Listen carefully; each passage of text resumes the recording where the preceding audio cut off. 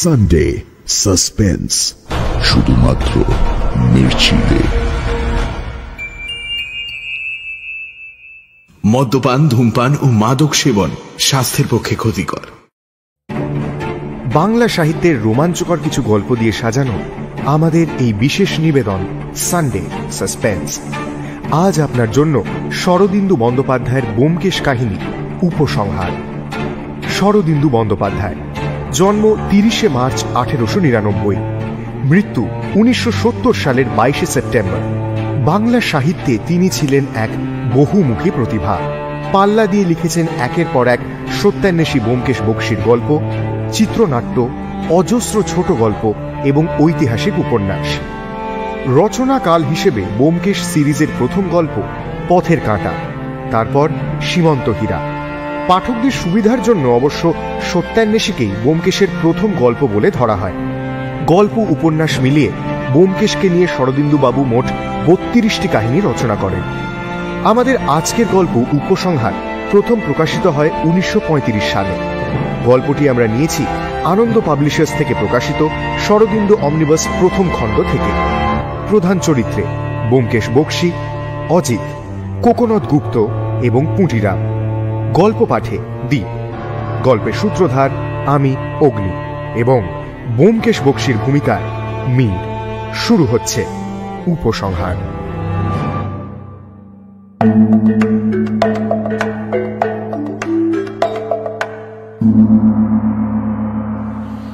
হাইকোর্টে দেবকুমার বাবুর মামলা শেষ হয়ে গেছিল মাঘ মাসের মাঝামাঝি।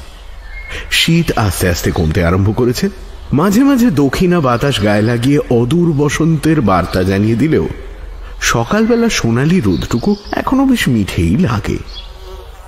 সেদিন সকালে আমি একা জানলার ধারে বসে রোদ পোহাচ্ছি আর খবরের কাগজের পাতা উল্টাচ্ছিলাম। ব্যোমকেশ ব্রেকফাস্ট শেষ করে কি একটা কাজে বাইরে গেছিল, বলে গেছিল ফিরতে 10টা বাজবে। খবরের কাগজে দেবকুমার বাবুর মোকদ্দমার শেষ কিস্তির বিবরণ বেরিয়েছিল। কাগজে বিবরণ পড়বার আমার কোনো দরকার ছিল না, কারণ আমি ও ব্যোমকেশ মোকদ্দমার সময় বরাবরই এজলাসে হাজির ছিলাম। তাই অলসভাবে কাগজের পাতা উল্টাতে উল্টাতে ভাবছিলাম দেবকুমার বাবুর অসম্ভব জেদের কথা। তিনি একটু নরম হলে হয়তো এত বড় খুনের মোকদ্দমা চাপা পড়ে যেত, কারণ রাজনীতি পিনাল কোডের শাসন মেনে চলে না।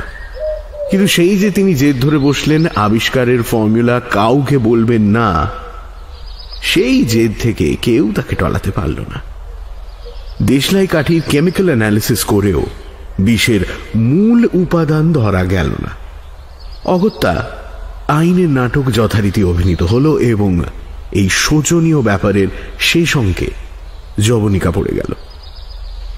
চিন্তা ও কাগজ পড়ার মধ্যে মনটা আনাগোনা করছিল। এমন সময় পাশের ঘরে টেলিফোন বেজে উঠল। উঠে গিয়ে ফোন ধরলাম। দারোগা বীরেন বাবু থানা থেকে ফোন করেছেন। তার গলায় একটা উত্তেজিত ব্যগ্রতার আভাস পেলাম। ব্যোমকেশ বাবু আছেন? না, তিনি তো বেরিয়েছেন। কোনো জরুরি দরকার কি? হ্যাঁ, তিনি কখন ফিরবেন? 10টার সময়। আচ্ছা, আমিও 10টার সময় গিয়ে পৌঁছবো। একটা খারাপ খবর আছে। খবরটা কি জিজ্ঞেস করার আগেই বীরেনবাবু ফোনটা কেটে দিলেন। ফিরে গিয়ে বসলাম। ঘড়িতে দেখলাম বেলা 9টা।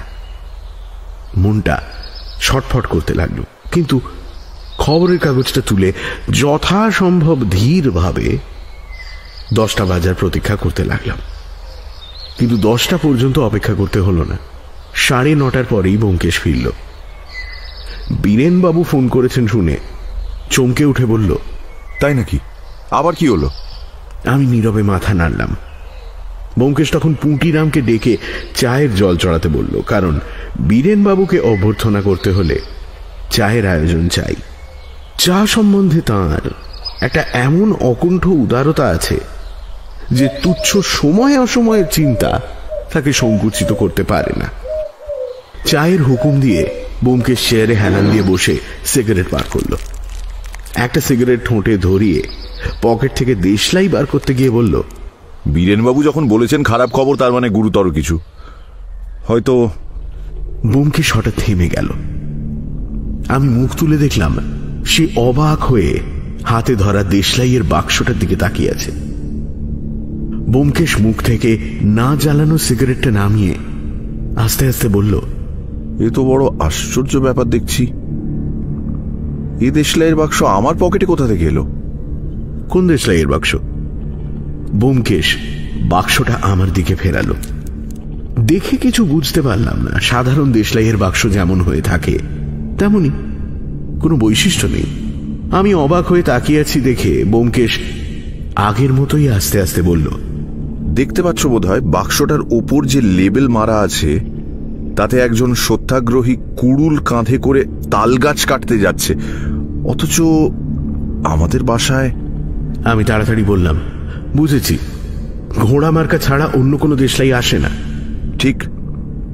সুতরাং আমি যখন বেরিয়েছিলাম তখন আমার পকেটে স্বভাবতই ঘোড়া মার্কা দেশলাই ছিল। ফিরে এসে দেখছি সেটা সত্যাগ্রহীতে পরিণত হয়েছে। এখন প্রশ্ন হচ্ছে, আজকালকার এই স্বরাজ সাধনার যুগেও এতটা পরিবর্তন সম্ভব হয় কি করে? তারপর গলা চড়িয়ে ডাকলো, পুটিরাম। পুটিরাম এলো। আগে বাবু, এবার বাজার থেকে কোন মার্কা দেশলাই এনেছো? ওই যেটা নিয়ে আসি, ঘোড়া মার্কা। কত এনেছো? আগে 1 বান্ডিল এনেছি বাবু। সত্যাগ্রহী মার্কা আনোনি তো? আগে না। বেশ, যাও। পুটিরাম প্রস্থান করল। ব্যোমকেশ ভুরু কুচকে দেশলাইয়ের বাক্সর দিকে তাকিয়ে রইল। ভাবতে ভাবতে বলল, মনে পড়ছে, ট্রামে যেতে যেতে সিগারেট ধরিয়েছিলাম, তখন পাশের ভদ্রলোক দেশলাইটা চেয়ে নিয়েছিলেন। তিনি সিগারেট ধরিয়ে সেটা ফেরত দিলেন, আমি না দেখেই পকেটে ফেললাম। অজিত। কি? উঠে দাঁড়িয়ে সে বলল, অজিত, সেই লোকটাই দেশলাইয়ের বাক্স বদলে নিয়েছে। দেখলাম তার মুখ হঠাৎ কেমন ফ্যাকাশে হয়ে গেছে। আমি জিজ্ঞেস করলাম, লোকটা কে? তার চেহারাটা মনে আছে? না, ভালো করে দেখিনি। যতদূর মনে পড়ছে মাথায় মাংকি ক্যাপ ছিল আর চোখে কালো চশমা।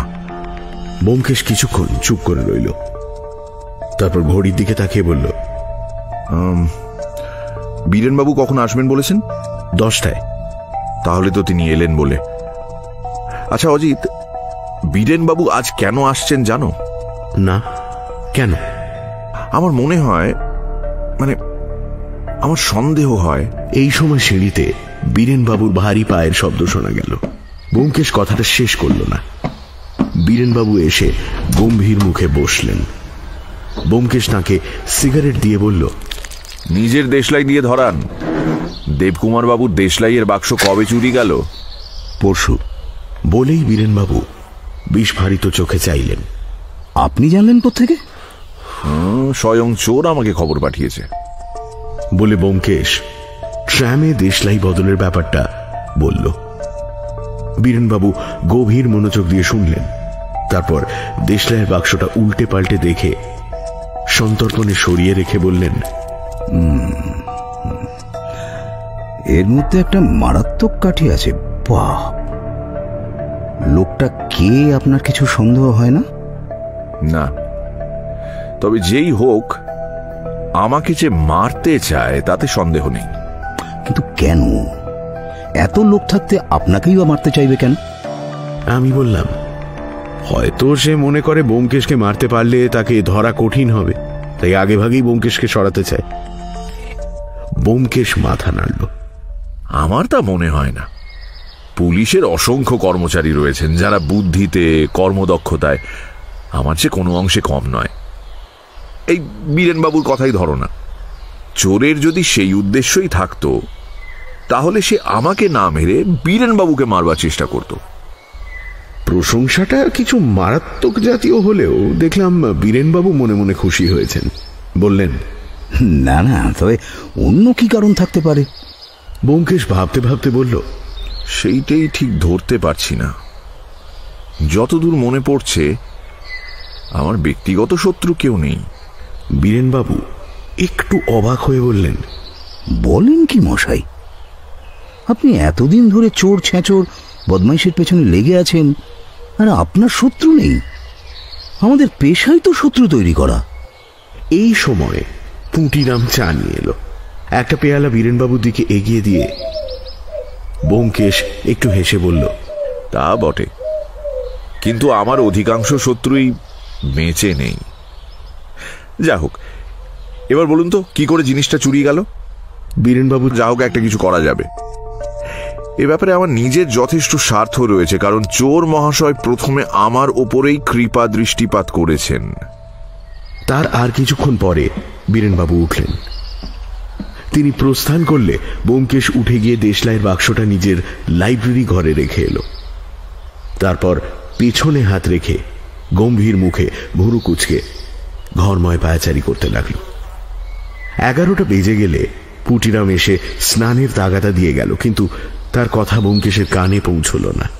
সে অন্যমনস্কভাবে একটা দিয়ে আগের মতোই ঘুরে বেড়াতে লাগলো। এই সময় পিয়নও এলো। একখানা খাম ব্যোমকেশের হাতে দিয়ে বলল, দেখুন তো এটা আপনার চিঠি কিনা। ব্যোমকেশ খামের শিরোনাম দেখে বলল, হ্যাঁ আমারই। কেন বলো দেখি? পিয়ন বলল, এর নিচের মেসে এক ভদ্রলোক বলছিলেন এইটি নাকি তার চিঠি।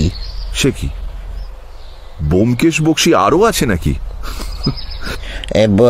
বক্সি তো বলেননি, বললেন তার নাম কানে নাকি ব্যোমকেশ বোস। ব্যোমকেশ চিঠিখানা আরো ভালো করে দেখে বলল, ও, তা হতেও পারে। বাগবাজারের মোহর দেখছি, কলকাতা থেকেই চিঠি এসছে। কিন্তু আমাকে কলকাতা থেকে খামে চিঠি কে লিখবে? যাই হোক, খুলে দেখলেই বোঝা যাবে যদি আমার না হয়। কিন্তু নিচের মেসে ব্যোমকেশ নামে আরো একজন আছেন, এই খবর তো জানতাম না। ব্যোমকেশ কাগজ কাটার ছুরি দিয়ে খামটা কেটে চিঠিটা বার করল। তার উপর চোখ বুলিয়ে আমার দিকে বাড়িয়ে দিয়ে বলল, আমার নয়, কোকোনদ গুপ্ত। অদ্ভুত নাম, কখনো শুনেছি বলে তো মনে হয় না। চিঠিতে লেখা ছিল, সম্মান পুরস্কার নিবেদন। ব্যোমকেশ বাবু, অনেক দিন আপনার সহিত দেখা হয় নাই, কিন্তু তবু আপনার কথা ভুলিতে পারি নাই। আবার সাক্ষাতের জন্য উন্মুখ হইয়া আছি। চিনিতে পারিবেন তো? কি জানি অনেকদিন পরে দেখা, হয়তো অধমকে না চিনিতেও পারেন। আপনার কাছে আমি অশেষভাবে ঋণী। আপনার কাছে আমার জীবন বিকৃত হইয়া আছে, কিন্তু কর্মের জন্য বহুকাল স্থানান্তরে ছিলাম বলিয়া সে ঋণের কণামাত্র পরিশোধ করিতে পারি নাই। এখন ফিরিয়া আসিয়াছি, সাধ্যমতো চেষ্টা করিব। আমার কৃতজ্ঞতাপূর্ণ প্রীতি নমস্কার গ্রহণ করিবেন। ইতি আপনার গুণমুগ্ধ শ্রী কোকোনদ গুপ্ত। এই চিঠিটা না আমাদের পড়া উচিত হয়নি।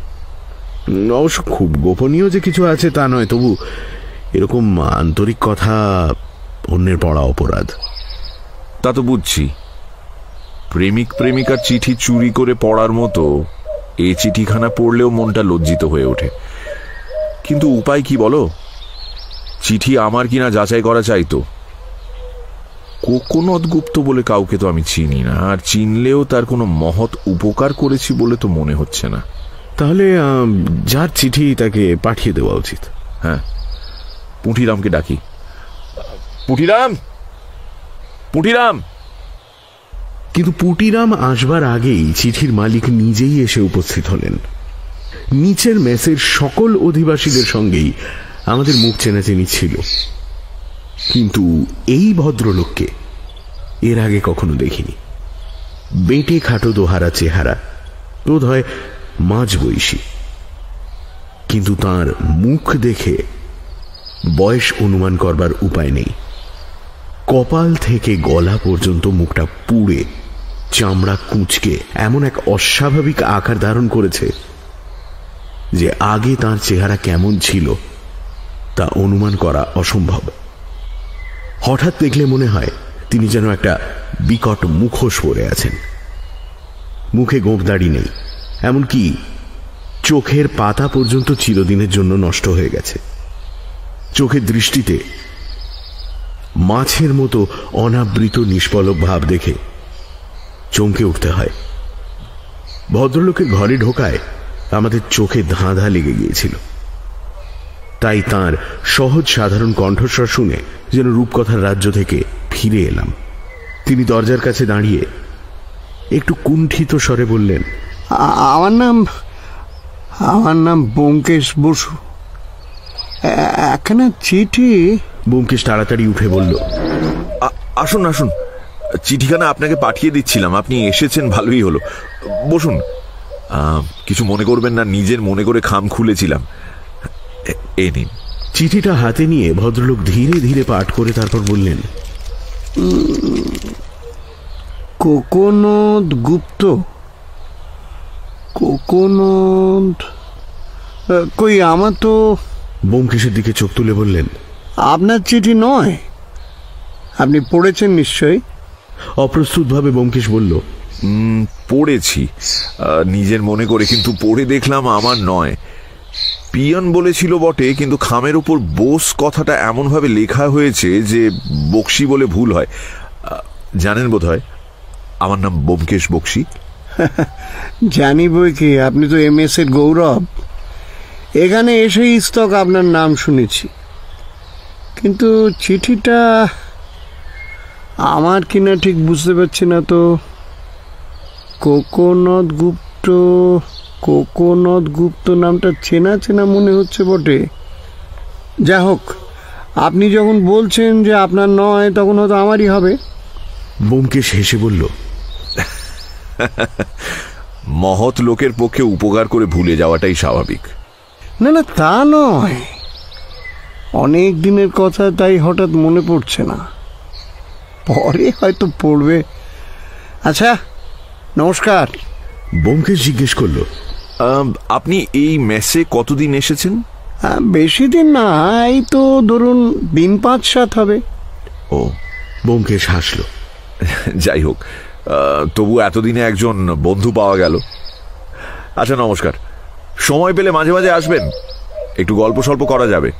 ভদ্রলোক আনন্দিতভাবে সম্মতি জানিয়ে চলে গেলেন। ব্যোমকেশ একবার ঘড়ির দিকে তাকিয়ে জামার বোতাম খুলতে খুলতে বলল, অনেক বেলা হয়ে গেল, চলো চান টান করে খেয়ে নেওয়া যাক। তারপর দেশলাই চুরির মামলা সম্বন্ধে নিশ্চিন্ত হয়ে ভাবা যাবে। অনেক কিছু ভাববার কথা অজিত। যে বনে শিকার নেই, সেই বন থেকে বাঘ মেরে আনতে হবে। আচ্ছা, আমাদের এই 2 নম্বর ব্যোমকেশ বাবুটিকে আগে কোথাও দেখেছো বলে মনে হচ্ছে কি? আমি দৃঢ় স্বরে বললাম, না, ও মুখ কখনো দেখিনি। তুমি দেখেছো নাকি? ব্যোমকেশ একটু চিন্তা করে বলল, কিন্তু ওর চলার ভঙ্গিটা যেন পরিচিত, কোথাও একটা দেখেছি। সম্প্রতি নয়, অনেকদিন আগে। যাকে, এখন আর বাজে চিন্তা নয় বলে মাথায় তেল মাখতে মাখতে স্নান করতে চলে গেল। বরাবরই লক্ষ্য করেছি, চিন্তা করবার একটা বড় রকম খোরাক পেলে ব্যোমকেশ কেমন যেন নিশ্চল সমাহিত হয়ে যায়। তখন তার সঙ্গে কথা বলতে যাওয়া প্রাণান্তকর হয়ে ওঠে। হয় কথা শুনতে পায় না, না হলে এমন খেঁকিয়ে ওঠে যে হাতাহাতি না করে আর অন্য কোনো উপায় থাকে না। কিন্তু আজ দুপুরে খাওয়া দাওয়ার পর সে যখন বাইরের ঘরে এসে বসল এবং সিগারেটের পর সিগারেট পুড়িয়ে ছাই করে ফেলতে লাগল, তখন তার ভাবগতিক দেখে বুঝলাম কোনো কারণে তার একাগ্র চিন্তার পথে বিঘ্ন ঘটছে।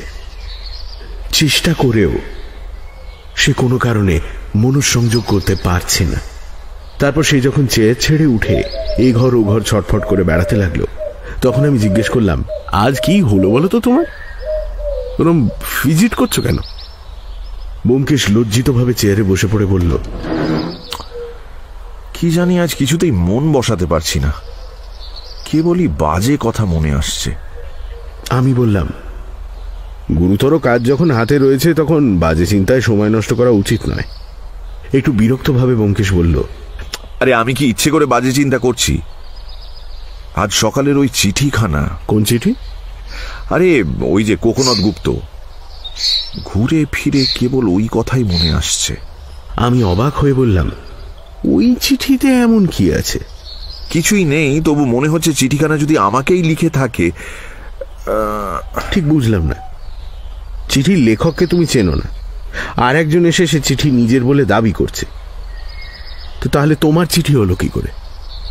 তা বটে, কিন্তু চিঠির কথাগুলো তোমার মনে আছে? খুব গদগদ ভাবে কৃতজ্ঞতা জ্ঞাপন ছাড়া আর তেমন তো কিছু ছিল না। এ নিয়ে এত চিন্তা কেন? হঠাৎ উঠে দাঁড়িয়ে সে বলল, ঠিক বলেছ, মস্তিষ্ককে বাজে চিন্তা করবার প্রশ্রয় দেওয়া কিছু নয়, ক্রমে একটা বদভ্যাসে দাঁড়িয়ে যায়। না, এখন কেবল দেশলাইয়ের বাক্স ধ্যান জ্ঞান করব। আমি লাইব্রেরিতে চললাম, চা তৈরি হলে ডেকো। বলে লাইব্রেরি ঘরে ঢুকে যেন বাজে চিন্তাকে বাইরে রাখার জন্য ব্যোমকেশ দরজা বন্ধ করে দিল। বিকেল কেটে রাত হয়ে গেল, কিন্তু ব্যোমকেশের সেই অস্থির বিক্ষিপ্ত মনের অবস্থা দূর হল না। বুঝলাম সে এখনো কিছু স্থির করতে পারেনি। গভীর রাতে লেপুড়ি দিয়ে ঘুমোচ্ছি, এমন সময় হঠাৎ ব্যোমকেশের ঠেলা খেয়ে জেগে উঠলাম। বললাম, কি হয়েছে? ব্যোমকেশ বলল, ওহে অজিত, একটা মতলব মাথায় এসেছে। মাথার উপর লেপ চাপা দিয়ে বললাম, এত রাতে আবার কি মতলব? হ্যাঁ শোনো, যে লোক দেশলাই চুরি করেছে সেই আমাকে মারবার চেষ্টা করছে। কেমন? এখন মনে করো আমি যদি সত্যি... আমি ঘুমিয়ে পড়লাম। সকালে ব্রেকফাস্ট করতে করতে বললাম, ওই কাল রাত্রে কিসব বলছিলে, শেষ পর্যন্ত শুনিনি। ব্যোমকেশ গম্ভীর মুখে কাগজ দেখতে দেখতে বলল, তা শুনবে কেন? কাল রাত্রে আমার মৃত্যু সংবাদ তোমাকে দিলাম, তুমি নাক ডাকিয়ে ঘুমোতে লাগলে। এমন না হলে বন্ধু। আমি আঁতকে উঠলাম। মৃত্যু সংবাদ মানে শীঘ্রই আমার মৃত্যু হবে, কিন্তু তার আগে একবার কমিশনার সাহেবের সঙ্গে দেখা করা দরকার। ঘড়ির দিকে তাকিয়ে সে বলল, এখন 8:30, 9টার সময় বেরোলেই হবে। এই কি আবল তাবল বকছো তুমি? আমি কিছুই বুঝতে পারছি না। কিন্তু ব্যোমকেশ মৃদু হেসে কাগজে মন দিল। বুঝলাম কাল গভীর রাতে উত্তেজনার ঝোঁকে যা বলে ফেলেছে এখন আর তা সহজে বলবে না। নিশ্চয়ই কোনো অদ্ভুত ফন্দি বার করেছে। জানবার জন্য মনটা ছটফট করতে লাগলো। রাতে তার কথা শেষ হওয়ার আগেই ঘুমিয়ে পড়ে ভালো করিনি। মিনিট 5 নীরবে কাটল। ব্যোমকেশকে খোঁচা দিয়ে কথাটা বার করতে যাওয়া যায় কি না ভাবছি, হঠাৎ সে কাগজ মুখ থেকে সরিয়ে বলল, 1 লাখ টাকা দিয়ে 1 বাক্স দেশলাই কিনবে? হ্যাঁ, সে আবার কি? একজন ভদ্রলোক বিক্রি করতে চান, এই দেখো। বলে সে খবরের কাগজ আমার হাতে দিল। দেখলাম 2য় পৃষ্ঠার মাঝখানে ব্র্যাকেট দিয়ে ঘেরা একটি বিজ্ঞাপন বেরিয়েছে। 1 বাক্স দেশলাইয়ের বিক্রি আছে, দাম 1 লক্ষ টাকা। বাক্সে 20টি কাঠি আছে, প্রত্যেকটির মূল্য 5000। খুচরো কেনা যায়। ক্রেতা নিজের নাম ঠিকানা দিয়ে কাগজে বিজ্ঞাপন দিন। এই অমূল্য দ্রব্য মাত্র 7 দিন বাজারে থাকবে, তারপর বিদেশে রপ্তানি হবে। ক্রেতাগণ তৎপর হন। আমি যতক্ষণ এই বিস্ময়কর বিজ্ঞাপন পড়ছিলাম ততক্ষণ ব্যোমকেশ বাইরে যাবার জন্য তৈরি হচ্ছিল। আমি হতভম্ব মুখে তার দিকে তাকাতে এসে বলল, অতি বিচক্ষণ লোক। দেশলাইয়ের বাক্স চুরি করে এখন আবার সেইটাই গভর্নমেন্টকে বিক্রি করতে চান, আর গভর্নমেন্ট না কিনলে জাপান কিংবা ইটালিকে বিক্রি করবেন এই ভয়ও দেখিয়েছেন। চলো। কোথায়? খবরের কাগজের অফিসে গিয়ে খোঁজ নেওয়া যাক কিছু পাওয়া যায় কিনা, যদিও সে সম্ভাবনা কম। দ্রুত জুতো জামা পরে ব্যোমকেশের সঙ্গে বেরিয়ে গেলাম। কালকেতুর অফিসে গিয়ে এডিটর সাহেবের সঙ্গে দেখা করতে দেরি হল না। ব্যোমকেশের প্রশ্ন শুনে তিনি বললেন, বিজ্ঞাপন বিভাগ আমার খাস এলাকায় নয়, তবু এই বিজ্ঞাপনটা সম্বন্ধে আমি জানি। ইনশিওর করা খামখানা আমার হাতেই এসেছিল, মনেও আছে। তার কারণ এমন আশ্চর্য বিজ্ঞাপন আমরা কখনো পাইনি।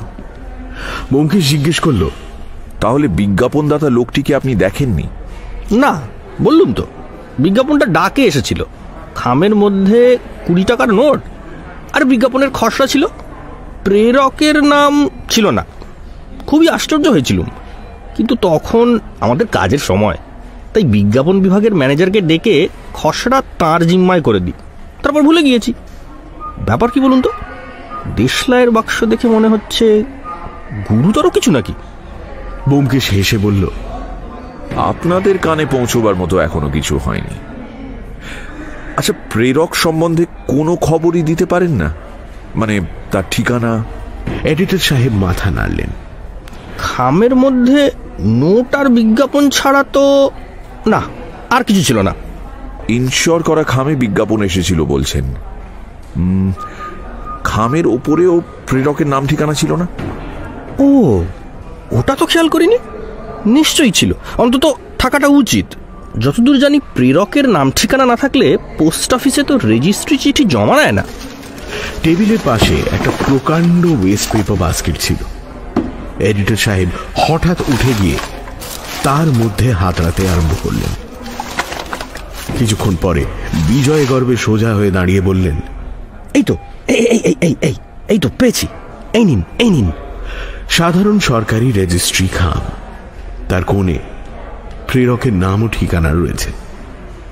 B.K. সিংহ, 18-1 সীতারাম ঘোষ স্ট্রিট, কলকাতা। ঠিকানা টুকে নিয়ে ব্যোমকেশ বলল, এ তো আমাদের পাড়াতেই দেখছি। এখন তাহলে উঠলাম। অকারণে বসে থেকে আপনার কাজের ক্ষতি করব না। অশেষ ধন্যবাদ। এডিটর সাহেব বললেন, ধন্যবাদের দরকার নেই, তবে যদি নতুন খবর টবর কিছু আসে আর কি, আগে যেন পাই। জানেন তো, দেবকুমার বাবুর কেসটা আমরাই আগে চেপেছিলাম। আচ্ছা, তাই হবে। বলে আমরা বিদায় হলাম। কালকেতুর অফিস থেকে আমরা সোজা সীতারাম ঘোষ স্ট্রিটে গেলাম। 18-1 নম্বর বাড়িটি দোতলা ও ছোট। রেলিং এর ওপর লেপ তোষক শুকোচ্ছে। ভেতর থেকে কয়েকটা ছেলে মেয়ের পড়ার গুঞ্জন আসছে। ব্যোমকেশ বলল, ভুল ঠিকানা। যাই হোক, যখন এসেছি তখন খোঁজ নিয়ে যাওয়া যাক। ডাকাডাকি করতে একজন চাকর বেরিয়ে এলো। কাকে চান বাবু? বাবু বাড়ি আছেন? না। এ বাড়িতে কে থাকে? দারোগা বাবু থাকেন। দারোগা বাবু? নাম কি? আগে বীরেন বাবু। ব্যোমকেশ কিছুক্ষণ চাকরের মুখের দিকে হাঁ করে তাকিয়ে রইল। তারপর হঠাৎ হেসে উঠে বলল, ও বুঝেছি, তোমার বাবু বাড়ি এলে বলো ব্যোমকেশ বাবু দেখা করতে এসেছিলেন। বলে হাসতে হাসতে ফিরে চলল। আমি বললাম, বাবা তুমি তো বড় খুশি হয়েছে দেখছি। খুশি হওয়া ছাড়া উপায় কি? লোকটি এমন প্রচন্ড রসিক যে মহাপ্রতাপান্বিত ব্রিটিশ গভর্নমেন্টের সঙ্গে তার রসিকতা করতে বাধে না।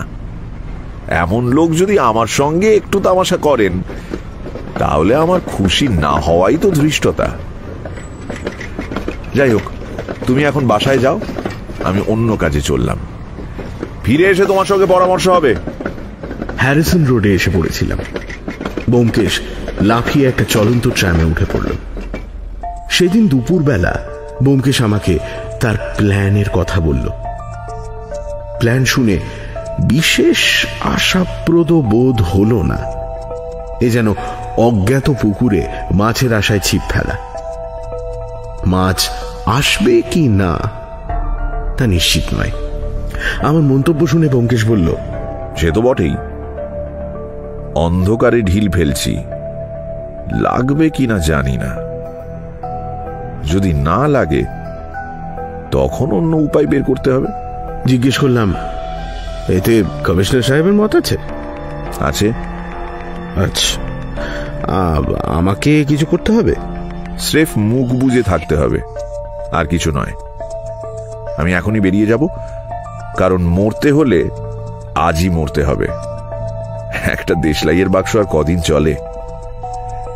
তুমি ইচ্ছে করলে কাল সকালে শ্রীরামপুরে গিয়ে অজ্ঞাত ব্যক্তির লাশ দর্শন করতে পারো। আচ্ছা, ইতিমধ্যে যদি কেউ তোমার খোঁজ করে তাকে কি বলবো? বলবে আমি গোপনীয় কাজে কলকাতার বাইরে গিয়েছি, কবে ফিরবো ঠিক নেই। বীরেন বাবু আজ বিকেলে আসতে পারেন, তাকে ওই একই কথা বলবো। কিছুক্ষণ ভুরু কুচকে থেকে ব্যোমকেশ বলল, হ্যাঁ, তাকেও ওই কথাটাই বলবে। মোট কথা এ সম্বন্ধে কোনো কথাই কইবেন না, বুঝেছ? বেশ। মনে মনে একটু অবাকই হলাম। বীরেনবাবু পুলিশের লোক, বিশেষত এই ব্যাপারে তিনি ভারপ্রাপ্ত কর্মচারী। তার কাছেও কথা গোপন করতে হবে কেন? আমার অনুচ্চারিত প্রশ্ন যেন বুঝতে পেরেই ব্যোমকেশ বলল, বীরেনবাবুকে না বলার কোনো বিশেষ কারণ নেই, মামুলি সতর্কতা। বর্তমানে তুমি, আমি আর কমিশনার সাহেব ছাড়া এই প্ল্যানের কথা আর কেউ জানে না। অবশ্য কাল আরো কেউ কেউ জানতে পারবে, কিন্তু যতক্ষণ পারা যায় কথাটা চেপে রাখাই বাঞ্ছনীয়। চাণক্য পণ্ডিত বলেছেন, মন্ত্রগুপ্তি হচ্ছে কূটনীতির মুখবন্ধ। অতএব তুমি দৃঢ়ভাবে মুখ বন্ধ করে থাকবে, বুঝলে? ব্যোমকেশ বেরিয়ে যাওয়ার আধ ঘন্টা পরে বীরেনবাবুর ফোন এলো। ব্যোমকেশ বাবু কোথায়? তিনি কলকাতার একটু বাইরে গেছেন। কোথায় গেছেন তা তো জানি না। কখন ফিরবেন? কিছুই ঠিক নেই, 3-4 দিন হতে পারে। 3-4 দিন? আজ সকালে আপনারা আমার বাসায় গিয়েছিলেন কেন? ন্যাকা সেজে বললাম, তা তো জানি না। তারের অপর প্রান্তে বীরেনবাবু একটা অসন্তোষ সূচক শব্দ করে বললেন, আপনি যে কিছুই জানেন না দেখছি। ব্যোমকেশ বাবু কোন কাজে গেছেন তাও জানেন না? না। বীরেনবাবু সশব্দে ফোন কেটে দিলেন। ক্রমে 4টে বাজল। পুঁটিরামকে চা তৈরি করবার হুকুম দিয়ে এবার কি করব ভাবছি, এমন সময় দরজায় মৃদু টোকা পড়ল। উঠে দরজা খুলে দেখলাম আমাদের আগের দিনের মুখ পোড়া ব্যোমকেশ বাবু। তার হাতে একটি খবরের কাগজ। তিনি বললেন, ব্যোমকেশ বাবু বেরিয়েছেন নাকি? হ্যাঁ, কিন্তু আপনি আসুন না। তার বিশেষ কোনো প্রয়োজন ছিল না। আগের দিনের আমন্ত্রণ স্মরণ করে গল্প গুজব করতে এসেছিলেন। আমিও একলা বিকেলটা কি করব ভেবে পাচ্ছিলাম না। কথা বলার একজন লোক পেয়ে ভালোই লাগলো। ব্যোমকেশ বোস আসন গ্রহণ করে বললেন, আজ কাগজে একটা মজার বিজ্ঞাপন বেরিয়েছে, সেইটা আপনাদের দেখাতে এনেছিল। হয়তো আপনাদের চোখে পড়েনি। কাগজটা খুলে আমার দিকে বাড়িয়ে দিয়ে বললেন, দেখেছেন কি? এই রে, এ তো সেই বিজ্ঞাপন। বড় দ্বিধায় পড়লাম। মিথ্যে কথা আমি খুব বিশ্বাসযোগ্য করে বলতে পারি না, বলতে গেলেই ধরা পড়ে যাই। অথচ ব্যোমকেশ চাণক্য বাক্য উদ্ধৃত করে মুখ বন্ধ রাখতে উপদেশ দিয়ে গেছে। এই রকম সংকটাপন্ন অবস্থায় পড়ে কি বলবো ভাবছি, এমন সময় ব্যোমকেশ বোস মৃদুকণ্ঠে হেসে উঠে বললেন, পড়েছেন, অথচ ব্যোমকেশ বাবু কোনো কথা প্রকাশ করতে মানা করে গেছেন না? আমি চুপ করে রইলাম। তিনি বললেন, সম্প্রতি দেশলাইয়ের কাঠি নিয়ে একটা মহা গন্ডগোল বেঁধে গেছে। এই সেদিন দেবকুমার বাবুর মোকদ্দমা শেষ হলো, তাতেও দেশলাই। আবার দেখছি দেশলাই বাক্সের বিজ্ঞাপন মূল্য 1 লক্ষ টাকা।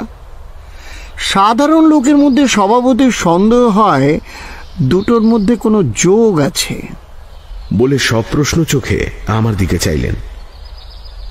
আমি এবারেও চুপ করে রইলাম। কথা বলতে সাহস হলো না। কি জানি আবার হয়তো বেফাস কিছু বলে ফেলবো। যাকো কথা, আপনি হয়তো মনে করবেন আমি আপনাদের গোপন কথা বার করবার চেষ্টা করছি বলে অন্য প্রসঙ্গ পারলেন। আমি হাঁপ ছেড়ে বাঁচলাম। পুঁটিরাম চা দিয়ে গেল। চায়ের সঙ্গে ক্রিকেট, রাজনীতি, সাহিত্য নানান রকম আলোচনা হলো। দেখলাম ভদ্রলোক বেশ মিশুকে এবং সদালাপি, অনেক বিষয়ে খবর রাখেন। একসময় জিজ্ঞেস করলাম, আচ্ছা আপনি কি করেন? মানে কিছু মনে করবেন না, আমাদের দেশে এই প্রশ্নটা কিন্তু চলে। তিনি একটু চুপ করে থেকে বললেন, সরকারি চাকরি করি। সরকারি চাকরি? হ্যাঁ, তবে সাধারণ চাকরির মতো 10টা 4টে আপিস করতে হয় না। চাকরিটা একটু বিচিত্র ধরনের। ও, কি করতে হয়? এটা একটু বাড়াবাড়ি রকমের কৌতূহল হয়ে যাচ্ছিল, সেটা আমি বুঝতে পারছিলাম, কিন্তু কৌতূহল দমন করে রাখতেও পারলাম না। ব্যোমকেশ বোস ধীরে ধীরে বললেন, রাজ্য শাসন করবার জন্য গভর্নমেন্টকে প্রকাশ্যে ছাড়াও অনেক কাজ করতে হয়, অনেক খবর রাখতে হয়, নিজের চাকরদের উপর নজর রাখতে হয়। ধরুন আমার কাজটা ওই ধরনের। অবাক হয়ে বললাম, মানে আপনি সিআইডি? পুলিশের উপরেও পুলিশ থাকতে পারে তো। আপনাদের এই বাসাটি দিব্যি নিরিবিলি, মেসের মধ্যে থেকেও মেসের ঝামেলা ভোগ করতে হয় না। কতদিন এখানে আছেন? কথা ঘোরাচ্ছেন দেখে আমি আর কিছু জিজ্ঞেস করলাম না। বললাম, আমি আছি এই ধরুন বছর 8 ব্যোমকেশ তার আগে থেকে আছে। তারপর আরো কিছুক্ষণ সাধারণভাবেই কথাবার্তা হলো। তার মুখের এরকম অবস্থা কি করে হলো জিজ্ঞেস করাতে তিনি বললেন, কয়েক বছর আগে ল্যাবরেটরিতে কাজ করতে করতে হঠাৎ অ্যাসিডের শিশি ভেঙে মুখে পড়ে যায়, সেই থেকে মুখের অবস্থা এই রকম হয়ে গেছে। এই কথাটি বলে তিনি উঠলেন। দরজার দিকে যেতে যেতে হঠাৎ ফিরে জিজ্ঞেস করলেন, দারোগা বীরেনবাবুর সঙ্গে আপনাদের জানাশোনা আছে? কেমন লোক বলতে পারেন? কেমন লোক? তার সঙ্গে তো আমাদের কাজের সূত্রে আলাপ, কাজেই তার চরিত্র সম্বন্ধে তো তেমন কিছু আমি জানি না। তাকে খুব লোভী মনে হয় কি? মাফ করবেন ব্যোমকেশ বাবু, তার সম্বন্ধে আমি কিছুই বলতে পারবো না। আচ্ছা, আর চললুম। এই বলে ব্যোমকেশ বোস বেরিয়ে গেলেন। কিন্তু তার কথাগুলো আমার মনে কাঁটার মতো বিঁধে রইল। বীরেন বাবুর চরিত্র সম্বন্ধে ওর এত কৌতূহল কেন? বীরেন বাবু কি লোভী? পুলিশের কর্মচারী অনেকে ঘুষখোর হয় বলে আমি শুনেছি, তবে বীরেন বাবুর সম্বন্ধে কখনো কোনো রকম কানাঘুষো তো শুনিনি। তাহলে এই প্রশ্নের তাৎপর্য কি? এবং গভর্নমেন্টের এই গোপন বৃত্তটি কোন মতলবে আমাকে এই প্রশ্নটা করল? পরদিন সকালে বিছানা ছেড়ে উঠে খবরের কাগজ খুললাম। যা আশা করেছিলাম তাই। বিজ্ঞাপনের পাতায় একেবারে শুরুতেই রয়েছে, গতকাল বিকেলে 5:30টার সময় শ্রীরামপুর স্টেশনের ওয়েটিং রুমে এক অজ্ঞাত ভদ্রলোকের লাশ পাওয়া গেছে। মৃতদেহে কোথাও ক্ষতচিহ্ন নেই। মৃত্যুর কারণ এখনো অজ্ঞাত। মৃতের বয়স আন্দাজ 30 বছর, সুশ্রী চেহারা, গোঁপদাড়ি কামানো, পরনে বাদামি রঙের গরম পাঞ্জাবি ও সাদা শাল। ভদ্রলোক কলকাতা থেকে 4:53 লোকাল ট্রেনে শ্রীরামপুর এসেছিলেন। পকেটে টিকিট পাওয়া গেছে। যদি কেউ লাশ শনাক্ত করতে পারেন, শ্রীরামপুর হাসপাতালে অনুসন্ধান করুন। তাড়াতাড়ি মুখ হাত ধুয়ে কিছু জলখাবার খেয়ে শ্রীরামপুরের উদ্দেশ্যে বেরিয়ে পড়লাম। দোতলা থেকে নেমে একতলা সিঁড়িতে আসতেই পেছন থেকে ডাক পড়ল, অজিত বাবু, সকাল না হতে কোথায় চলেছেন? দেখলাম ব্যোমকেশ বোস নিজের ঘরের দরজায় দাঁড়িয়ে আছে। আজ আর মিথ্যে কথা বলতে বাধল না। বেশ সড়াৎ করেই মুখ থেকে বেরিয়ে গেল, যাচ্ছি ওই ডায়মন্ড হারবার একজন বন্ধুর বাড়িতে। ব্যোমকেশ কবে ফিরবে তা কিছু তো ঠিক নেই, তো ভাবলাম 2 দিন ঘুরে আসি। তা বেশ বেশ। আজকের খবরের কাগজটা পড়েছেন? কালকে তোখানা বগলে করেই নিয়ে যাচ্ছিলাম। বললাম, হ্যাঁ, না এখনো পড়া হয়নি, ওই গাড়িতে পড়ব বলে নেমে গেলাম। রাস্তায় নেমে শিয়ালদার দিকে কিছুটা হেঁটে গেলাম। তারপর সেখান থেকে ট্রাম ধরে হাওড়ার দিকে রওনা দিলাম। নতুন মিথ্যে কথা বলতে আরম্ভ করলে একটু অসুবিধে এই হয় যে ধরা পড়বার লজ্জাটা সবসময় মনে জাগরুক থাকে। ক্রমশ পাকা হয়ে উঠলে বোধ করি এই দুর্বলতাটা কেটে যাবে। যাই হোক, হাওড়া ট্রেনে চেপে বেলা 9:30টায় আন্দাজ শ্রীরামপুর পৌঁছলাম। হাসপাতালের সামনে একটি ভদ্রলোক দাঁড়িয়েছিলেন। তাঁকে লাশের কথা জিজ্ঞেস করায় তিনি তীক্ষ্ণ দৃষ্টিতে আমাকে আপাদমস্তক নিরীক্ষণ করে দূরের একটি ছোট কুঠুরির দিকে আঙুল দেখিয়ে দিলেন। কুঠুরিটি মূল হাসপাতাল থেকে একটু আলাদা। সামনে একজন পুলিশ প্রহরী দাঁড়িয়ে আছে। কাঁচ ও তারের তৈরি ক্ষুদ্র ঘরটির সামনে গিয়ে আমার অভিপ্রায় ব্যক্ত করলাম। ভেতরে প্রবেশ করতে খুব অসুবিধে হলো না। দেখলাম ঘরের মাঝখানে শানের মতো লম্বা বেদির ওপর ব্যোমকেশ শুয়ে আছে।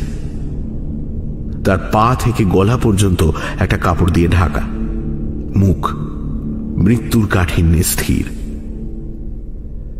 আমি তার পাশে দাঁড়িয়ে মৃদুস্বরে বললাম, আবু হোসেন, জাগো। ব্যোমকেশ চোখ খুলল। কতক্ষণ এইভাবে পড়ে আছো? প্রায় 2 ঘন্টা। একটা সিগারেট পেলে বড় ভালো হতো। একদম নয়, মৃত ব্যক্তিকে পিণ্ডি খেতে শুনেছি। সিগারেট খাওয়া একদম নিষিদ্ধ। ঠিক জানো, মনুসংহিতায় কোনো বিধান নেই? না। তারপর কজন লোক দেখতে এলো? মাত্র 3 জন। স্থানীয় লোক, নিতান্তই ওই লোফার ক্লাসের।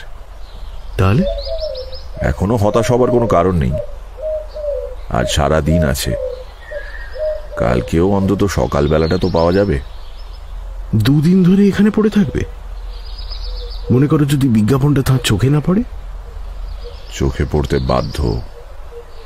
তিনি এখনো অনবরত বিজ্ঞাপন অন্বেষণ করছেন। তা বটে। যাই হোক, এখন আমি কি করব বলো তো? তুমি এই ঘরের কাছাকাছি কোথাও লুকিয়ে বসে থাকো। যারা আসছে তাদের উপর লক্ষ্য রাখো। অবশ্য পুলিশ নজর রেখেছে, যিনি এই হতভাগ্যকে পরিদর্শন করতে আসছেন তারই পেছনে গুপ্তচর লাগছে। কিন্তু অধিকন্তু ন দোষায়। তুমি যদি কোনো চেনা লোক দেখতে পাও তখনই এসে আমাকে খবর দেবে। আমার মুশকিল হয়েছে, চোখ খুলতে পারছি না, কাজেই যাঁরা এখানে পায়ের ধুলো দিচ্ছেন তাদের শ্রীমুখ দর্শন করা হচ্ছে না। মরা যদি মিটমিট করে তাকাতে আরম্ভ করে তাহলে বিষম হইচই পড়ে যাবে কিনা। বেশ, আমি কাছাকাছি রইলুম। পুলিশ আবার হাঙ্গামা করবে না তো? দ্বারের প্রহরীকে চুপি চুপি নিজের পরিচয় দিয়ে যেও, তাহলে আর হাঙ্গামা হবে না। তিনি একটি বর্ণচোরা আম। দেখতে পুলিশ কনস্টেবল বটে, কিন্তু আসলে একজন সিআইডি দারোগা। বাইরে এসে ছদ্মবেশী প্রহরীকে নিজের পরিচয় দিলাম। তিনি পাশে একটি ঝোপ দেখিয়ে দিলেন। ঝোপটি এমন জায়গায় যে তার আড়ালে লুকিয়ে বসলে ব্যোমকেশের কুঠুরির দরজা পরিষ্কার দেখা যায়, অথচ বাইরের লোক ঝোপের পেছনে যে কেউ রয়েছে তা কোনো মতেই বুঝতে পারবে না। ঝোপের মধ্যে গিয়ে বসলাম। চারিদিক ঘেরা থাকলেও মাথার উপর খোলা। দিব্যি আরামে রোদ পোয়াতে পোয়াতে সিগারেট ধরালাম। ক্রমে বেলা যত বাড়তে লাগলো, দর্শন অভিলাষী লোকের সংখ্যাও 1-2 করে বেড়ে চলল। উৎসুকভাবে তাদের পর্যবেক্ষণ করতে লাগলাম। সকলেই অপরিচিত। চেহারা দেখে মনে হলো অধিকাংশই বেকার লোক একটা নতুন ধরনের মজা পেয়েছে। ক্রমে 11টা বাজল। মাথার উপর সূর্যদেব প্রখর হয়ে উঠতে লাগলেন। গায়ের র্যাপারটা মাথায় চাপা দিয়ে বসে রইলাম। একটা নৈরাশ্যের ভাব ধীরে ধীরে মনের মধ্যে প্রবল হয়ে উঠতে লাগলো। যে ব্যক্তি দেশলাই চুরি করেছে সে শ্রীরামপুরে একজন অজ্ঞাত ব্যক্তির লাশ দেখতে আসবে কেন? আর যদি বা আসে, এতগুলো লোকের মধ্যে তাকেই দেশলাই চোর বলে চিনে নেওয়া কিভাবে সম্ভব হবে? তাহলে বোধহয় সকলের পেছনেই পুলিশ লাগবে। কিন্তু তাতেই বা কি সুবিধা হবে? মনে হলো ব্যোমকেশ বৃথা পণ্ডশ্রম করে মরছে। ব্যোমকেশের ঘরের দিকে তাকিয়ে এই সব কথা ভাবছি এমন সময় চমক ভাঙল। একটি লোক দ্রুত পদে এসে কুঠুরিতে প্রবেশ করল। বোধহয় 5 সেকেন্ড পরেই আবার বেরিয়ে এলো। প্রহরীর প্রশ্নে একবার মাথা নেড়ে দ্রুত বেরিয়ে গেল। লোকটি আমাদের মেসের নতুন ব্যোমকেশ বাবু। তাঁকে দেখে এতই স্তম্ভিত হয়ে গেছিলাম যে তিনি চলে যাবার পরও কিছুক্ষণ বিমূঢ়ভাবে বসে রইলাম। তারপর ধর্মর করে উঠে ঘরের দিকে ছুটলাম। ব্যোমকেশ বোধ করি আমার পায়ের শব্দ শুনেই আবার মরার মতো পড়েছিল। তাই তার কাছে গিয়ে উত্তেজিত স্বরে বললাম, ও হে, কে এসেছিল জানো? তোমার বন্ধু মেসের সেই নতুন ব্যোমকেশ বাবু। ব্যোমকেশ শটান উঠে আমার দিকে বিস্ফারিত চোখে তাকালো। তারপর বেদি থেকে লাফিয়ে নিচে নেমে বলল, ঠিক দেখেছো? কোনো ভুল নেই? কোনো ভুল নেই। যা, এতক্ষণে হয়তো পালালো। ব্যোমকেশের গায়ে জামা কাপড় ছিল বটে, কিন্তু জুতো পায়ে ছিল না। সেই অবস্থাতেই সে বাইরের দিকে ছুটল। হাসপাতালের সামনে যে ভদ্রলোকটিকে আমি দাঁড়িয়ে থাকতে দেখেছিলাম, তিনি তখনও সেখানেই ছিলেন। ব্যোমকেশ তাঁকে জিজ্ঞেস করল, কোথায় গেল? এখনই যে লোকটা এসেছিল কোথায় গেল? ভদ্রলোক অত্যন্ত বিচলিত হয়ে বললেন, সে কি মশাই, সেই লোকটাই নাকি? হ্যাঁ, তাকেই গ্রেফতার করতে হবে। ভদ্রলোক মাথায় হাত দিয়ে বললেন, যা, সে তো পালিয়েছে। পালিয়েছে? হ্যাঁ, মানে সে কলকাতা থেকে ট্যাক্সিতে এসেছিল, আবার ট্যাক্সিতে চড়ে পালিয়েছে। না, আমাদের মোটর বাইকের বন্দোবস্ত করা হয়নি, বুঝেছেন, তাই মানে। দাঁত ঘষতে ঘষতে ব্যোমকেশ বলল, এর জবাবদিহি আপনি করবেন। এসো অজিত, যদি একটা ট্যাক্সি পাওয়া যায় হয়তো এখনো। কিন্তু ট্যাক্সি পাওয়া গেল না। অগত্যা বাসে চড়েই কলকাতা যাত্রা করলাম। পথে জিজ্ঞেস করলাম, উনি তাহলে?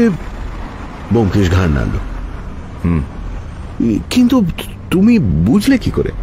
সে অনেক কথা পরে বলবো। আচ্ছা, উনি অত তাড়াতাড়ি পালালেন কেন? তুমি যদি মরে গিয়েই থাকো। উনি শিকারী বেড়াল, ঘরের মধ্যে পা দিয়েই বুঝেছিলেন যে ফাঁদে পা দিয়েছেন, তাই চটপট সরে পড়লেন। 12:30টার সময় মেসে পৌঁছে দোতলায় উঠে দেখলাম সিঁড়ির মুখে মেসের ম্যানেজার দাঁড়িয়ে রয়েছে।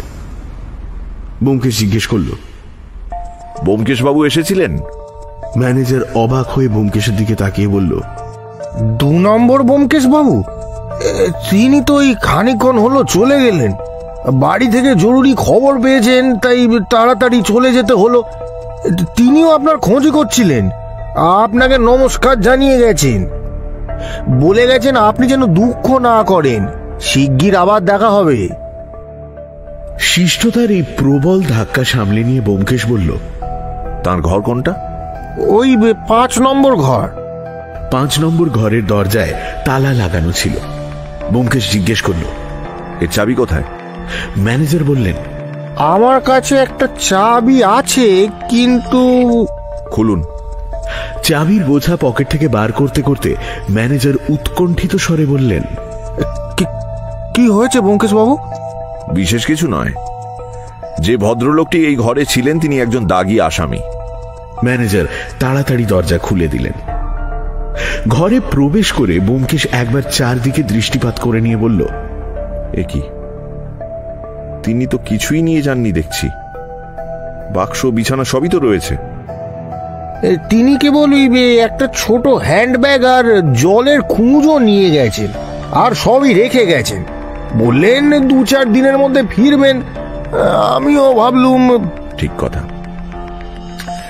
আপনি এবার থানার দারোগা বীরেনবাবুর কাছে খবর পাঠান, তাকে জানান যে চোরের সন্ধান পাওয়া গেছে, তিনি যেন শিগগির আসেন। আমরা ততক্ষণে এই ঘরটা একবার দেখিনি। ম্যানেজার চলে যাওয়ার পরে ব্যোমকেশ ঘরের আসবাবপত্রের মধ্যে অনুসন্ধান করতে আরম্ভ করল। এই মেসের প্রায় সব ঘরগুলি বড় বড়, প্রত্যেকটিতে 2 বা 3 জন করে ভদ্রলোক থাকতেন। কেবল এই 5 নম্বর ঘরটি ছিল ছোট, 1 জনের বেশি থাকা চলে না। ভাড়াও কিছু বেশি পড়তো, তাই ঘরটা অধিকাংশ সময় খালি পড়ে থাকত। যিনি মেসে থেকেও অন্য কারুর সঙ্গে নয়, একা একটি ঘর নিয়ে থাকতে চান, তার পক্ষে এই ঘরটি চমৎকার। ঘরে গোটা 2 ট্রাঙ্ক ও বিছানা ছাড়া আর বিশেষ কিছু ছিল না। ব্যোমকেশ বিছানাটা পর্যবেক্ষণ করে বলল, শীতের সময় অথচ লেপ, তোষক, বালিশ কিছুই নিয়ে যাননি। অর্থাৎ, বুঝেছ না? কি? অন্যত্র আর 1 সেট বন্দোবস্ত আছে। ব্যোমকেশ বিছানা উল্টে পাল্টে দেখল, কিন্তু কিছুই পাওয়া গেল না। আমি জিজ্ঞেস করলাম, তুমি কি আশা করছো দেশলাইয়ের বাক্সটা তিনি এই ঘরে রেখে গেছেন? না, তাহলে তিনি ফিরে এলেন কেন? আমি খুঁজছি তার বর্তমান ঠিকানা, যদি কোথাও কিছু পাই যা থেকে তার প্রকৃত নামধামের কিছু ইশারা পাওয়া যায়। তার সত্যিকারের নাম যে ব্যোমকেশ বসু নয়, এটা বোধহয় তুমিও এতক্ষণে বুঝতে পেরেছো। মানে কি বলে, হ্যাঁ তা পেরেছি বই কি, কিন্তু ব্যোমকেশ ছদ্মনাম গ্রহণ করার উদ্দেশ্য কি? বিছানার উপর বসে ব্যোমকেশ ঘরের এদিক ওদিক তাকাতে তাকাতে বলল, উদ্দেশ্য প্রতিহিংসা সাধন। অজিত, প্রতিহিংসার মনস্তত্ত্বটা বড় আশ্চর্যের। তুমি গল্প লেখক, সুতরাং মনস্তত্ত্ব সম্বন্ধে সবই জানো। তোমাকে বলাই বাহুল্য যে নেপথ্য থেকে প্রতিহিংসা সাধন করে মানুষ সুখ পায় না। প্রত্যেকটি আঘাতের সঙ্গে সে জানিয়ে দিতে চায় যে সে প্রতিহিংসা নিচ্ছে।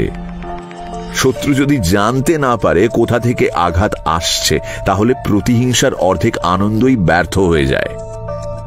ইনি তাই একেবারে আমার বুকের ওপর এসে চেপে বসেছিলেন। এটা যদি সুসভ্য বিংশ শতাব্দী না হয়ে প্রস্তর যুগ হতো, তাহলে এত ছল চাতুরির দরকার হতো না। উনি একেবারে পাথরের মুগুর নিয়ে আমার মাথায় বসিয়ে দিতেন। কিন্তু এখন সেটা চলে না, ফাঁসি যাওয়ার ভয় রয়েছে। মোট কথা, প্রতিহিংসার পদ্ধতিটা বদলেছে বটে, কিন্তু মনস্তত্ত্বটা বদলায়নি। আজ যে উনি আমার মৃত মুখখানা দেখবার জন্য শ্রীরামপুরে ছুটেছিলেন, সেও ওই একই মনোভাবের দ্বারা পরিচালিত হয়ে। ব্যোমকেশ খামখেয়ালি গোছের হাসল। চিঠিখানার কথা মনে আছে তো? সেটা আমারই উদ্দেশ্যে লেখা এবং উনি নিজেই লিখেছিলেন। তার বাহ্য কৃতজ্ঞতার আড়ালে লুকিয়েছিল অতি ক্রূর ইঙ্গিত। তিনি যতদূর সম্ভব পরিষ্কারভাবে লিখে জানিয়েছিলেন যে তিনি ভোলেননি, ঋণ পরিশোধ করবার জন্য ব্যগ্র হয়ে আছেন। আমরা অবশ্য তখন চিঠির মানে ভুল বুঝেছিলাম। তবু আমার মনে একটা খটকা লেগেছিল, তোমার বোধহয় মনে আছে। সেই চিঠির কথাগুলো যেন এবার নতুন চোখে দেখলাম। বললাম, মনে আছে, কিন্তু তখন কে জানতো? আচ্ছা, লোকটা তোমার কোনো পুরনো শত্রু না? তাতে কিছুমাত্র সন্দেহ নেই। লোকটা কে তা কিছু বুঝতে পারছো না? বোধহয় একটু একটু পারছি, কিন্তু এখনো কথা যাক, আগে তার বাক্সগুলো দেখি।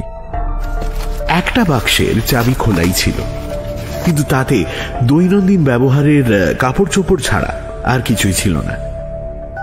অন্যটা তালা নিয়ে ব্যোমকেশ দু একবার নাড়াচাড়া করে একটু চাপ দিতেই সেটাও খুলে গেল। ভেতরে কয়েকটা গরম কোট, পাঞ্জাবি ইত্যাদি রয়েছে। সেগুলো বার করার পর তার তলা থেকে বেরোলো এক শিশি স্পিরিট গাম। ব্যোমকেশ বাবু, দারোগা বাবুকে খবর দিয়েছি, তিনি এলেন বলে। বেশ। আচ্ছা ম্যানেজার বাবু, আমার এই বন্ধুটি যখন চলে গেলেন, তখন আপনি নিশ্চয়ই তার সঙ্গে সদর পর্যন্ত গিয়েছিলেন? আগে না। ট্যাক্সির নম্বরটা আপনার চোখে পড়েনি?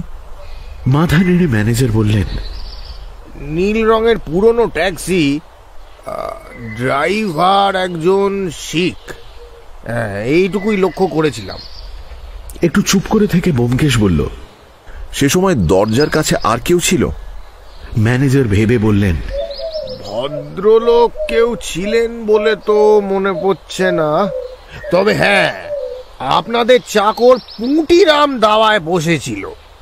আপনারা বাসায় ছিলেন না, তাই সে বোধহয় একটু। নিঃশ্বাস ফেলে ব্যোমকেশ বলল, পুঁটিরাম থাকা না থাকা সমান। সে তো আর ইংরেজি জানে না, কাজেই ট্যাক্সির নম্বর চোখে দেখলেও পড়তে পারবে না। চলো অজিত, 1:30 বাজলো, পেটও বাপান্ত করছে। ম্যানেজার বাবু, এবেলা 2টি ভাত আমাদের দিতে হবে, অবশ্য যদি অসুবিধা না হয়। ম্যানেজার সানন্দে বললেন, বিলক্ষণ বিলক্ষণ। ওরে বাবা, অসুবিধা কিসের? ব্যোমকেশ বাবুর, মানে 2 নম্বর ব্যোমকেশ বাবুর ভাত তো হাঁড়িতেই আছে, তিনি তো খাননি। আপনারা স্নান করুন গে, আমি এক্ষুনি খাবার পাঠিয়ে দিচ্ছি, যান। ব্যোমকেশ হেসে বলল, মন্দ ব্যবস্থা নয়। 2 নম্বর ব্যোমকেশবাবুর বাড়া ভাত 1 নম্বর ব্যোমকেশবাবু খাবেন। দুনিয়াতে এই ব্যাপার তো হরদম চলছে, কি বলো অজিত? এখন 2 নম্বর ব্যোমকেশবাবু কোথায় বসে কার ভাত খাচ্ছেন সেইটে জানতে পারলে বড় খুশি হতুম। খাওয়া তখনও শেষ হয়নি। এদিকে বীরেনবাবু এসে হাজির হলেন। কোন রকমে খাওয়া শেষ করে বাইরের ঘরে ঢুকতেই বীরেনবাবু উঠে প্রশ্ন ব্যাকুল চোখে ব্যোমকেশের দিকে তাকালেন। তার সমস্ত দেহ একটা জীবন্ত জিজ্ঞাসা চিহ্নের আকার ধারণ করল। ব্যোমকেশ বলল, আপনার এখনো খাওয়া হয়নি দেখছি। না, খাবার জন্য বাড়ি যাচ্ছিলুম, এমন সময় আপনার ডাক পেলুম। কি হলো ব্যোমকেশবাবু, ধরেছেন তাকে? বলছি, কিন্তু তার আগে আপনাকে কিছু খাবার আনিয়ে দিই। না না, খাবার দরকার নেই, তবে যদি 1 পেয়ালা চা। বেশ, এবং সেই সঙ্গে 2টো নিষিদ্ধ ডিম। পুটিরাম। পুটিরাম হুকুম নিয়ে প্রস্থান করলে পর ব্যোমকেশ বীরেনবাবুকে সমস্ত ঘটনা প্রকাশ করে বলল। তাকে না বলে এত কাজ করা হয়েছে, এতে বীরেনবাবু একটু আহত হলেন। ব্যোমকেশ তাকে যথাসম্ভব মিষ্টি করে সান্ত্বনা দিল, কিন্তু তাতেও তিনি খানিকটা রেগে গিয়েই বললেন, আমি যদি জানতুম তাহলে সে এমন হাত ফসকে পালাতে পারত না। এখন তাকে ধরা কঠিন হবে। এতক্ষণে হয়তো সে কলকাতা থেকে বহু দূরে চলে গেছে। ব্যোমকেশ মেঝের দিকে তাকিয়ে থেকে বলল, আমার কিন্তু মনে হয় সে কলকাতাতেই আছে, কারণ সে মার্কা মারা লোক। ওরকম মুখ নিয়ে মানুষ বেশি দূর পালাতে পারে না। কলকাতা শহরই তার পক্ষে সবচেয়ে নিরাপদ। তাহলে এখন কর্তব্য কি? তার চেহারার বর্ণনা দিয়ে ইস্তেহার জারি করা ছাড়া তো আর তো কোনো পথ দেখছি না। ওটা তো হাতেই আছে, কিন্তু তার আগে যদি ট্যাক্সির নম্বরটা পাওয়া যেত। ইতিমধ্যে পুটিরাম চা ইত্যাদি নিয়ে বীরেনবাবুর সামনে রাখছিল। ব্যোমকেশ তার দিকে ফিরে বলল, পুটিরাম, তোমার ইংরেজি শেখা দরকার। আজই একখানা প্যারিস সরকারের ফার্স্ট বুক কিনে আনবে। অজিত আজ থেকে তোমাকে ইংরেজি শেখাবে, কেমন? অবান্তর কথায় বীরেনবাবু বিস্মিতভাবে ব্যোমকেশের দিকে তাকালেন।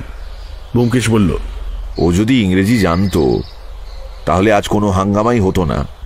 পুটিরামের দরজার কাছে থাকা ও ট্যাক্সি দেখতে পাওয়ার কথা বলে ব্যোমকেশ বিমর্ষভাবে মাথা নাড়ল। পুটিরাম মুখের সামনে হাত তুলে একটু কাশল। আগে কি? আগে ও ট্যাক্সির নম্বর আমি দেখেছি। তা দেখেছো, কিন্তু পড়তে তো পারোনি। বাবু, পড়তে পেরেছি। 4-এর পিঠে 2টি শূন্য, তারপর আবার একটি 4। আমরা 3জন অবাক হয়ে তার দিকে তাকালাম। শেষে ব্যোমকেশ বলল, তুই ইংরেজি পড়তে জানিস? আগে না।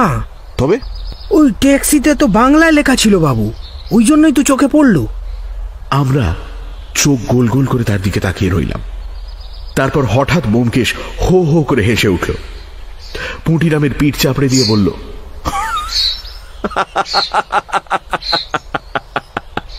বুঝেছি, বহুত আচ্ছা। পুটিরাম, আজ থেকে তোমার মাইনে 1 টাকা বাড়িয়ে দিলুম। পুটিরাম হেসে লজ্জা পেয়ে বলল,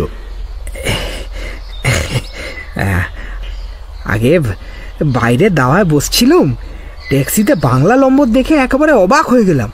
তাই তো নম্বরটা মনে আছে হুজুর। বীরেনবাবু বলে উঠলেন, কিন্তু ব্যাপারটা কি? ট্যাক্সিতে বাংলা নম্বর এলো কোত্থেকে? বাংলা নয়, ইংরেজি নম্বরই ছিল, কিন্তু আমাদের ভাগ্যক্রমে সেটা বাংলা হয়ে পড়েছিল। বুঝলেন না? আসলে নম্বরটা ছিল 8008। পুটিরাম তাকে পড়েছে 4004। ও, তাহলে আর দেরি করে লাভ কি? বীরেনবাবু, এ তো আপনার কাজ। নীল রঙের গাড়ি, চালক শিখ, নম্বর 8008 খুঁজে বার করতে বেশি কষ্ট হবে না। আপনি তাহলে বেরিয়ে পড়ুন। খবরটা যত শিগগিরই পাওয়া যায় ততই ভালো। হ্যাঁ, আমি এখনই যাচ্ছি। বীরেনবাবু উঠে এক চুমুকে চা শেষ করে বললেন, সন্ধ্যের আগেই আশা করি খবরটা নিয়ে আসতে পারবো। শুধু খবর নয়, একেবারে গাড়ি, ড্রাইভার সব নিয়ে হাজির হবেন। ইতিমধ্যে আমি কমিশনার সাহেবকে টেলিফোনে বলে দিচ্ছি খবরটা। তিনি নিশ্চয়ই ব্যস্ত হয়ে পড়েছেন। বেরোতে বেরোতে বীরেনবাবু জিজ্ঞেস করলেন, আসামির নাম বা পূর্ব পরিচয় সম্বন্ধে আপনি কোনো খবর দিতে পারেন না? নির্ভুল খবর এখনো দিতে পারি কিনা জানি না, তবু এক টুকরো কাগজে একটা নম্বর লিখে ব্যোমকেশ তার হাতে দিয়ে বলল, আলিপুর জেলে এই কয়েদির ইতিহাস খুলে হয়তো কিছু পরিচয় পাওয়া গেলেও পেতে পারেন। লোকটা তাহলে দাগি? আমার তো তাই মনে হয়। কাল সকালে তার খোঁজ করে নম্বরটা বার করেছিলাম, কিন্তু তার জেলের ইতিহাস পড়বার ফুরসত হয়নি। আপনি সরকারি লোক, এই কাজটা সহজেই পারবেন অফিস মারফত। কেমন? নিশ্চয়ই। বীরেনবাবু কাগজটা সাবধানে ভাঁজ করে পকেটে রেখে বেরিয়ে গেলেন। সেদিন সন্ধে আমরা দুজনে বীরেনবাবুর জন্য অপেক্ষা করছিলাম। ব্যোমকেশ তার রিভলভারটা তেল ও ন্যাকড়া দিয়ে পরিষ্কার করছিল। আমি বললাম, কই হে, বীরেনবাবু তো এখনো এলেন না?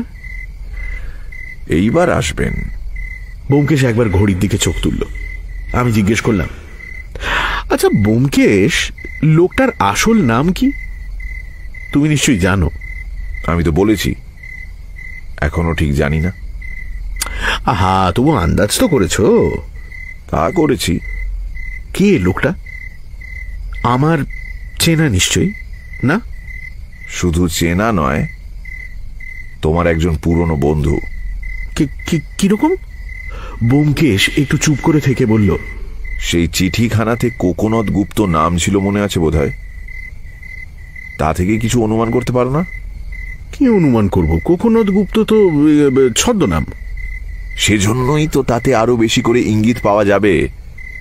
মানুষের সত্যিকার নামকরণ হয় সম্পূর্ণ খেয়ালের বশে। অধিকাংশ জায়গায় কানা ছেলের নাম হয় পদ্মলোচন।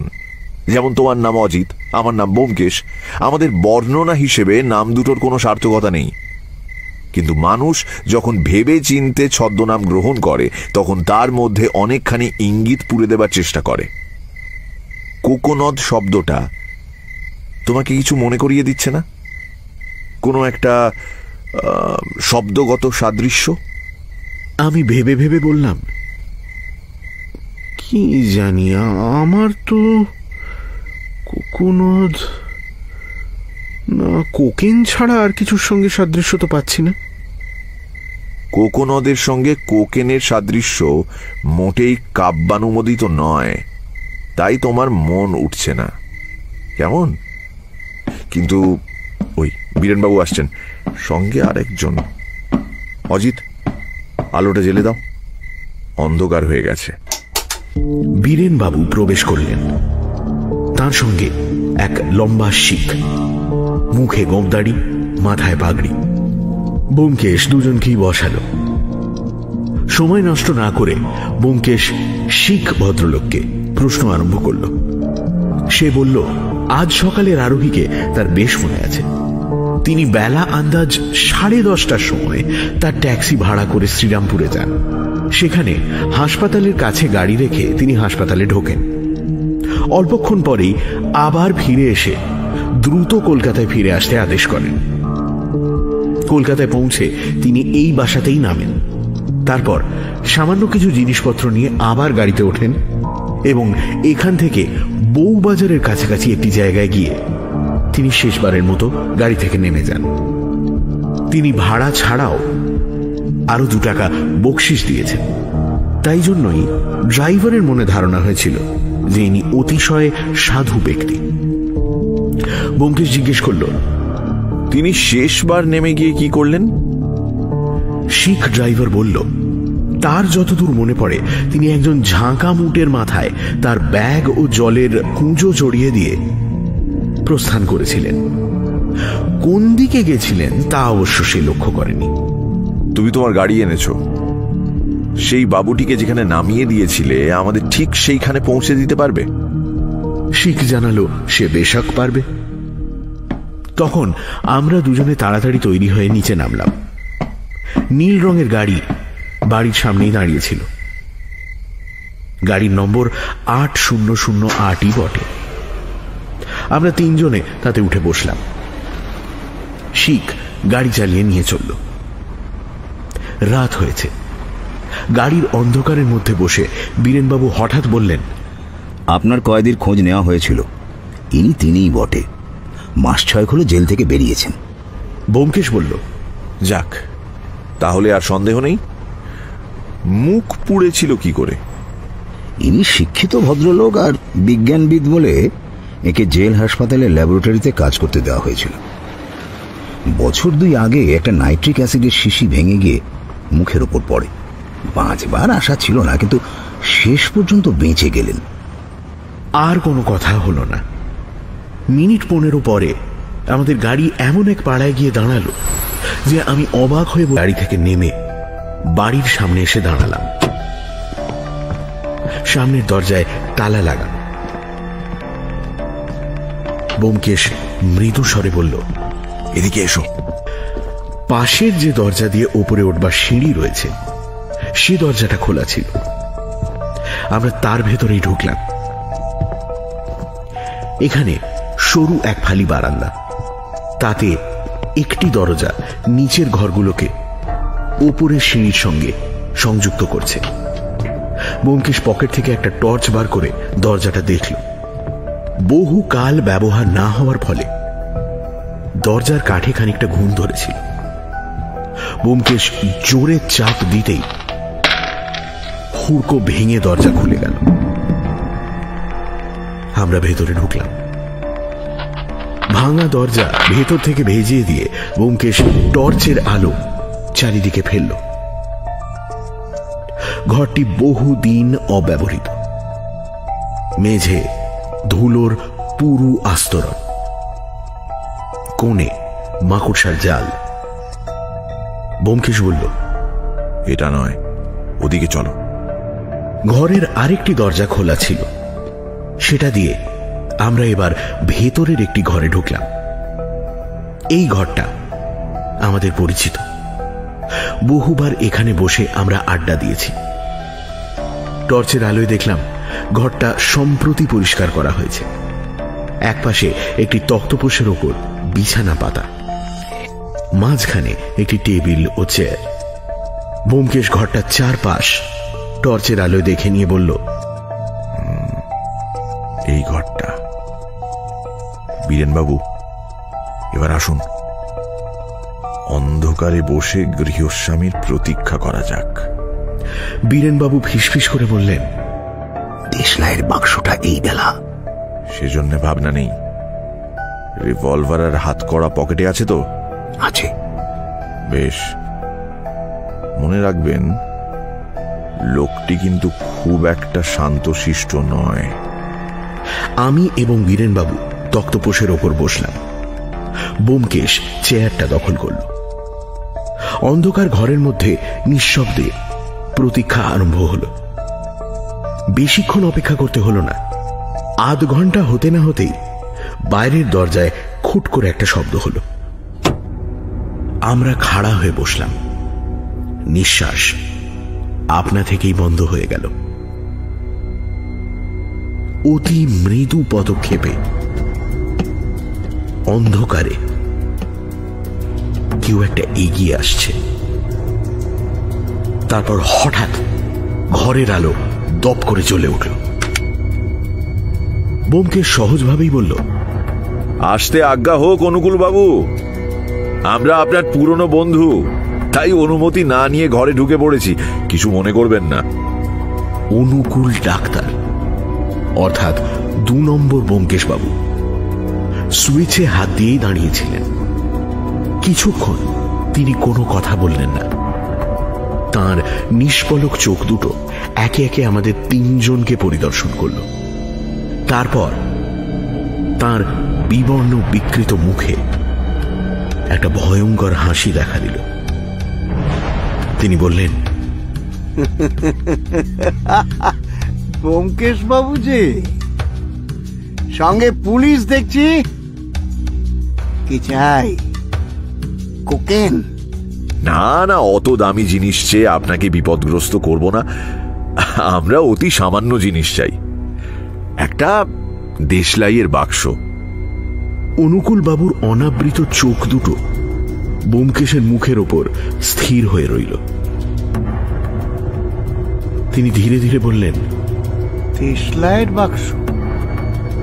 তার মানে যে বাক্স থেকে একটি কাঠি সম্প্রতি ট্রামে যেতে যেতে আপনি আমায় উপহার দিয়েছিলেন, তার বাকি কাঠিগুলি আমার চাই। আপনি তাদের যে মূল্য ধার্য করেছেন অত টাকা তো আমি দিতে পারবো না, তবে আশা আছে বন্ধু জ্ঞানে সেগুলি আপনি বিনামূল্যেই আমায় দিয়ে দেবেন। আপনি কি বলছেন? আমি কিছু বুঝতে পারছি না।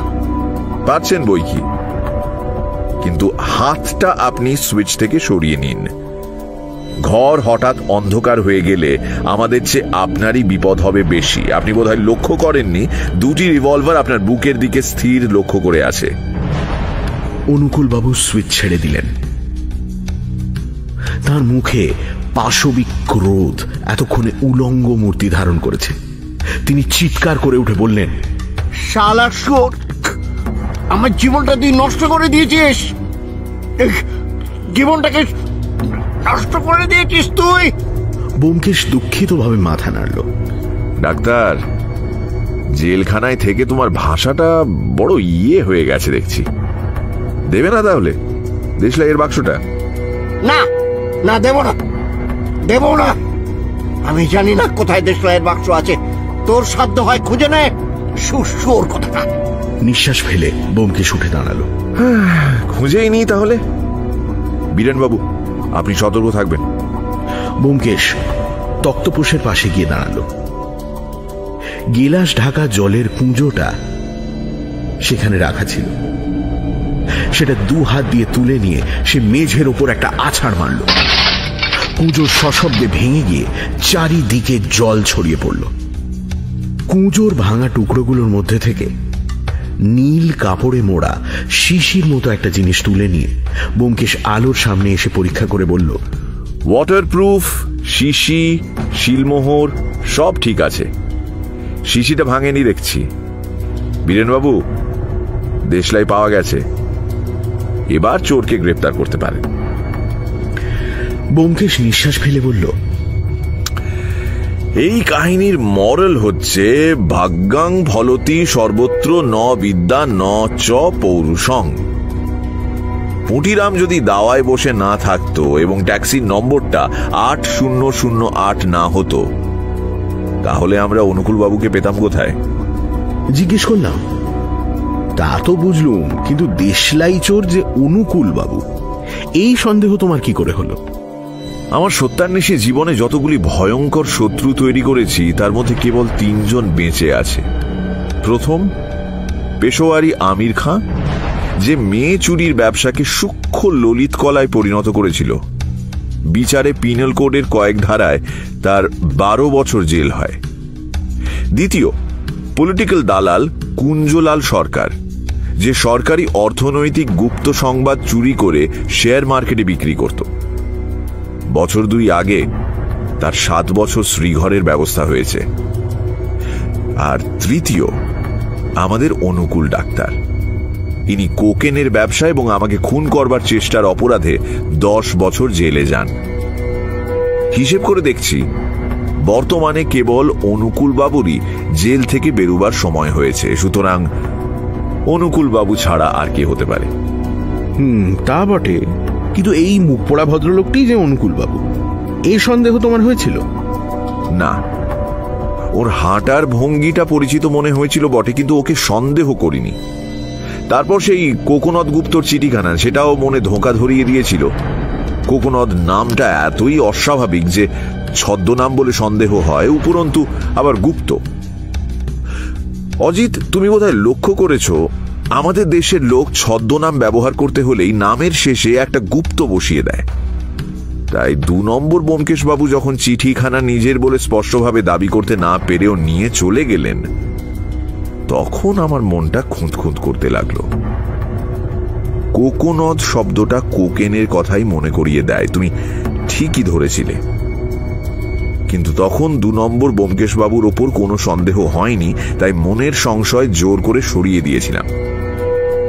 তারপর শ্রীরামপুর হাসপাতালে তুমি বললে উনি আমাকে দেখতে এসেছেন। তখন নিমেষের মধ্যে সংশয়ের সব অন্ধকার কেটে গেল। বুঝলাম উনি অনুকূল বাবু এবং দেশলাই চোর। তো এত নাম থাকতে উনি হঠাৎ ব্যোমকেশ নাম করে এই বাসায় এসে উঠলেন কেন? আগেই বলেছি, প্রতিহিংসা প্রবৃত্তি বড় অদ্ভুত জিনিস। ওই চিঠিখানা আমাকে দিয়ে আমি বুঝতে পারি কিনা দেখবার জন্য উনি এত কাণ্ড করেছিলেন। আর ওই প্রবৃত্তির দ্বারা তাড়িত হয়ে শ্রীরামপুরে আমার মৃত মুখ দেখতে গিয়েছিলেন। উনি জানতেন ওর মুখের চেহারা এমন বদলে গেছে যে আমরা ওকে চিনতে পারবো না। কিছুক্ষণ চুপ করে থেকে আমি প্রশ্ন করলাম, আচ্ছা, জলের কুঁজোর মধ্যে দেশলাইয়ের কাঠি যে উনি লুকিয়ে রেখেছেন, এটা তুমি ধরলে কি করে? এইখানে অনুকূল বাবুর প্রতিভার পরিচয় পাওয়া যায়। দেশলাইয়ের কাঠি জলের মধ্যে লুকিয়ে রাখা হবে এ কেউ কল্পনাই করতে পারে না। কাজেই যদি কোনো কারণে তার ঘর খানাতল্লাশ হয়, জলের কুঁজোর মধ্যে কেউ তা খুঁজতে যাবে না। আমার সন্দেহ হলো যখন শুনলাম তিনি একটি হ্যান্ডব্যাগ আর জলের কুঁজো নিয়ে চলে গেছেন। হ্যান্ডব্যাগ না হয় বুঝলাম, কিন্তু জলের কুঁজো নিয়ে গেলেন কেন? শীতকালে যে লোক লেপ বিছানা নিয়ে গেল না, সে জলের কুঁজো নিয়ে যাবে কিসের জন্য? জলের কুঁজো কি এতই দরকারি? তারপর তার বাক্স থেকে যখন গালা, ওয়াটারপ্রুফ ইত্যাদি বেরুলো, তখন আর কিছুই বুঝতে বাকি রইল না। কাঠিগুলি তিনি শিশিতে পুরে ওয়াটারপ্রুফ কাপড়ে জড়িয়ে শিলমোহর করে তাকে জলের মধ্যে ফেলে দিয়েছিলেন, যাতে জলের মধ্যে থেকেও নষ্ট না হয়। অনুকূল বাবুর বুদ্ধি ছিল অসামান্য, কিন্তু বিপথগামী হয়ে সব নষ্ট হয়ে গেল। মুটিরাম চায়ের খালি কাপগুলো নিয়ে যাচ্ছিল, তার দিকে তাকিয়ে ব্যোমকেশ বলল, মুটিরাম, ফার্স্ট বুক এনেছো? আগে হ্যাঁ বাবু। বেশ, অজিত, আজ থেকেই তাহলে পুঁটিরামের হায়ার এডুকেশন আরম্ভ হোক। কারণ প্রত্যেকবারই যে 8008 নম্বর ট্যাক্সিতে আসামি পালাবে এমন তো কোনো কথা নেই। শুনছিলেন উপসংহার, রচনা শরদিন্দু বন্দ্যোপাধ্যায়, গল্প পাঠে এবং অজিতের ভূমিকায় দীপ, ব্যোমকেশ বক্সী মীর, কোকোনদ গুপ্ত ওরফে ব্যোমকেশ বসু ওরফে ডাক্তার অনুকূল বাবুর চরিত্রে জগন্নাথ বসু, পুঁটিরাম গাড়ির চালক এবং জনৈক ভদ্রলোক সোমক, দারোগা বীরেন বাবুর ভূমিকায় শঙ্করী প্রসাদ মিত্র, পিয়নের চরিত্রে পুষ্পল, বিজ্ঞাপনের সম্পাদক অমর্ত্য, কাজের লোকের ভূমিকায় অত্রি, মেসের ম্যানেজার এবং গল্পের সূত্রধার আমি অগ্নি, ধ্বনি পরিকল্পনা ও আবহ সঙ্গীত সৌম্য এবং শুভ, শব্দগ্রহণ এবং পর্ব পরিচালনায় দীপ ও গোধূলি। 98.3 মির্চির তরফ থেকে আন্তরিক ধন্যবাদ শ্রীমতী সানন্দা চক্রবর্তীকে এই উদ্যোগে আমাদের পাশে থাকার জন্য। শেষ হল শরদিন্দু বন্দ্যোপাধ্যায়ের ব্যোমকেশ কাহিনী উপসংহার। আগামী সপ্তাহে আরও একটি রোমাঞ্চকর গল্প নিয়ে হাজির হবে সানডে সাসপেন্স।